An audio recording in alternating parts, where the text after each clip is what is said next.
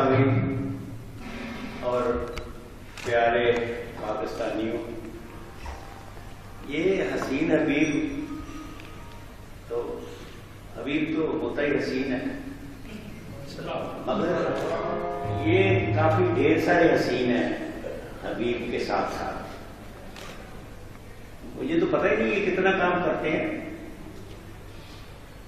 अतीक साहब से जब ये कंपनी मेरा ख्याल नहीं थी, 50 साल पहले से ताल्लुक है मेरा। मैं ये जिंदा अवेलेबल नहीं होता अल्लाह के तरफ से। चैनल पे काम किया, रेडियो पे किया, मगर इस तरह मैं बहुत कम अवेलेबल होता हूँ। अतीक साहब ने वहां से एक चुड़ैल मेरे पीछे लगा दी। वो एक बच्चा है इनके पास, वही वो मेजर साहब के पास काम करता है। उसने कोई 300 आदमी को टेलीफोन करके मेरा टेलीफोन पूछा, मुझे पकड़ लिया। वन फाइन मॉर्निंग अतीक साहब से बात करा दी वकार साहब ने। उन्होंने कहा भाई तूने आना है। मैंने ये काम नहीं करता हूँ, छोड़ दिया हुआ है। और मतलब हम नाने हो गए, दादे हो गए, अब क्या करेंगे। तो मगर ये अल्लाह वाले आज जितना काम इन्होंने दिखाया है, ये तो पूरी हुकूमत को ये काम करना चाहिए जो एक इदारा कर रहा है। मगर मुझे बड़ी खुशी हुई है, मगर ये साथ साथ एक दुख भी हुआ है कि जिनकी वजह से मैं आया हूं वो खुद तो आए। अब मुझे कराची जाना पड़ेगा। अगर मुझे इस पाइपलाइन से ना गुजारेंगे वहां जाके, इनका कोई पता नहीं है। फौज साहब जो है मुझे धक्का दे दे, पहले बुढ़ा इन्होंने 72 साल का पोर्शन डाला है तो मुझे ना डाल दे, मगर अतीक साहब को जीत लिया, वहां जाना पड़ेगा। ये काम जो आपने देखा मेरा गवर्नमेंट शो में करता हूँ, मैंने 62 से ये काम शुरू किया। तो मीडिया तो बेचारा अकेला ही था और यहाँ तक मीडिया को हम ही लेके आए। मगर जो मेरा काम था, अब आपने पता नहीं कब देखा है, ये 3-4 नस्लें तो जानती थी, अब 5वीं नस्ल भी जानने लग गई है जो कम कपड़े पहनती है, आदमी मुर्गियाँ पहन के, वो भी अब ट्रैफिक लाइट पे कहते हैं एक सेल्फी। हर आदमी के पास ये गैजेट है तस्वीर खींचने वाला। एक दिन मैं बच्चा था तो हनीफ मोहम्मद हमारे आ गए रेडियो पे बच्चों के प्रोग्राम में, तो कैमरामैन नहीं मिल रहा था कि तस्वीर कौन खींचेगा हनीफ मोहम्मद के साथ। तो आज आदमी नहीं मिलता है कि तस्वीर किसकी खींचे, अपनी खींचते रहते हैं, कभी ऐसे कभी ऐसे। तो ये वक्त की बात है, कदरें बिल्कुल बदल चुकी हैं।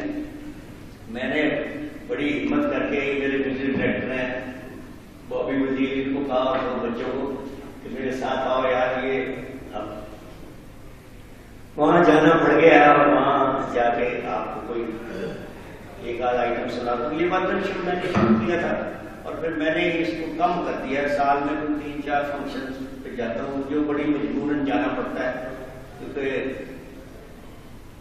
और तरह के हालात हैं।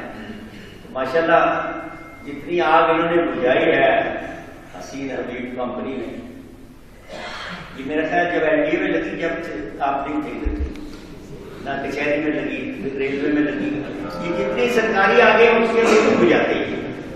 अल्लाह इनको हिम्मत दे कि ये सरकार की लगाई हुई आग भी बुझाते रहे। मैं गवर्नमेंट कॉलेज पढ़ता था तो जश्न मुल्तान अयूब के दौर में हर डिवीजन में एक जश्न होता था एक दिन।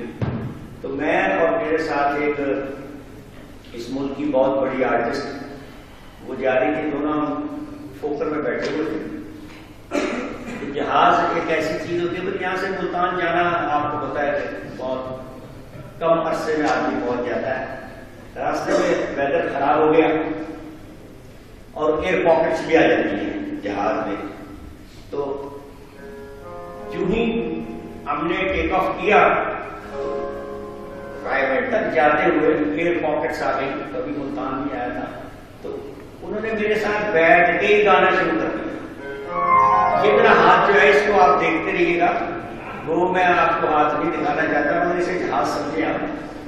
तो जो ही एयर पॉकेट आएगी तो ये मेरा हाथ नीचे आएगा, तो उनका गाना कहां से कहां पहुंच जाएगा। इस मुल्क की बहुत बड़ी आर्टिस्ट है वो, और अल्लाह उनको और बड़ा करे। तो ये जरा देखिए कि जहाज में जा रहा हूं तो यूं ही मैं बैठा हूं तो उन्होंने गाना शुरू कर दिया। तुम जो मिले प्यार मिला दिल को करार आ गया, उजड़े हुए गुलशन में यूं फिर से बहार आ गया। तुम जो मिले प्यार मिला। अब मैंने जरा सा स्क्वीज किया अपने आप को कि ये खातून मेरे साथ बैठी है, नामवर औरत है, ये पता नहीं कैसा मूड हो गया इनका। तो अब जहाज भी जा रहा है, अब जहाज को देखिएगा। दिल को करार आ गया,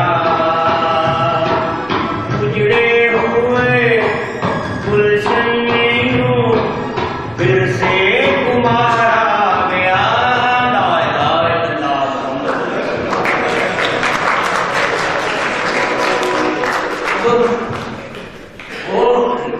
उन्होंने मेरा कंधा थाम लिया बड़े मजबूती से और ये कलमे पे उन्होंने गाना खत्म किया। तो मैं, वो तो जहाज में सफर कर रही थी, मैं अंग्रेजी में सफर करना शुरू हो गया और उसके बाद में बैठे थे उनके साथ।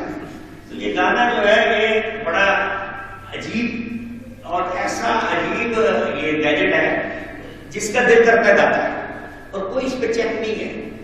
और इतनी दफे मार्शल लगी, मैंने टीवी पे भी कहा कई चैनल्स पे कि यार जो बुरा गाता है उसको कम से कम कोई ऐसा ऑर्डिनेंस होना चाहिए कि कोई थोड़ी सी सजा हो जाए उसको। मगर किसी ने इसकी तरफ ध्यान नहीं दिया। खासकर हमारे यहाँ जब शादियां होती हैं बच्चों की तो जो हमारी बहनें बेटियां भांजियां भतीजियां गाती हैं वो एक खास यानी उनका एक अंदाज है। अब तो खैर उसको इन्होंने इस आज की दुनिया में उसको मेडले का नाम दे दिया। हालांकि जब मैं बच्चा था गाना भी गाएंगी, देसा का राजा मेरे बाबल का प्यारा वीर मेरा घोड़ी चढ़े। ये दुल्हन जो है निकाह तक गा सकती है। वो भी दुल्हनों को मैंने देखा कि निकाह से पहले तक वो गाती है। ये जरा देखिए कि किस तरीके से गाएंगे। देसा का राजा मेरे बाबल का प्यारा घोड़ी दे दिल दा सहारा, वीर मेरा घोड़ी चढ़ेगा, घोड़ी चढ़ेगा नी घोड़ी चढ़ेगा। देसा का राजा मेरे बाबल का प्यारा घोड़ी दे दिल दा सहारा, वीर मेरा घोड़ी चढ़ेगा, घोड़ी चढ़ेगा नी सैयो घोड़ी चढ़ेगा। झुन झुन नाचोगी गुन गुन गाओगी, सैया मोरे आएंगे तुझको मनाओगे। मौसम रंगीले सुहाने, मौसम रंगीले सुहाने, याद नहीं माने देंगे राजा बालवा तेरे गोरे गोरे गालों में दरिया ले पार। हे बाबा मेरा कड़क पत्थर खाने गार, दरिया मार सोने दिया तारा से जगदाया, वीर मेरे महबूब सब बहुत मुश्किल है सांस लेना। लड़कियां ऐसे करती हैं। ये अभी फवाद साहब कह रहे थे कि वो आपने जो पीटी 86 में एक अवार्ड हुआ था तो उसमें एक पैरोडी की। पैरोडी तो अभी मैंने कोई 8 साल से करता हूँ ये चैनल पे डाबी के नाम पे प्रोग्राम है, तो करंट अफेयर पे लिखी होती है। तो ये पैरोडी हमने बिल्कुल एक्सटेम्पोरे की थी वहाँ पे। तो हॉकी की टीम जो है वो हार के आई, तो वो आपको सुना देता हूँ। तुझको पास क्यों दिया वफा, मैंने तुझको पास क्यों दिया वफा, दूध के दूध ही रख लिया मैंने तुझको पास क्यों दिया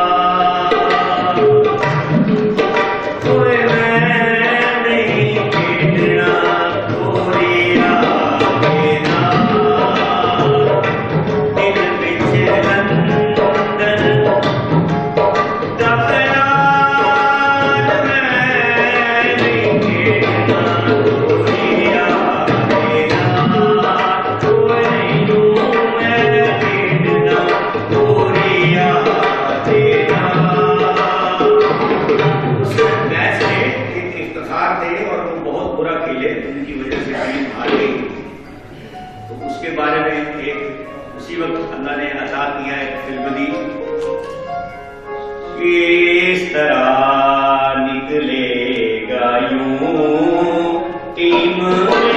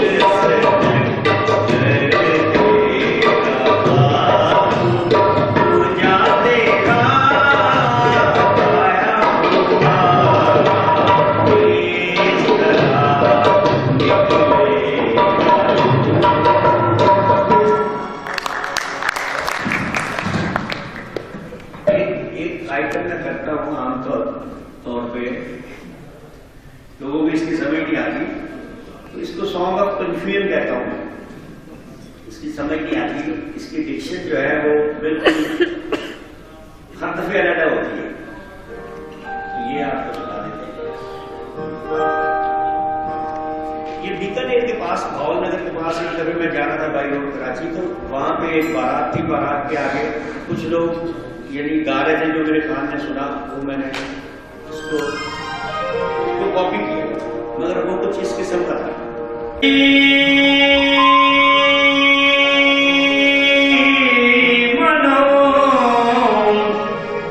तारी रे आली ने गाची ने गाटी रे काली रे कोरी ली पाटा लाली ने कारा ताली रे ना पाता नाला हो गिरबड़ी रीतिला मना दारी ले आची ने काटी ने पाली रे कीटी ने नारी ले काटा पलारी ले का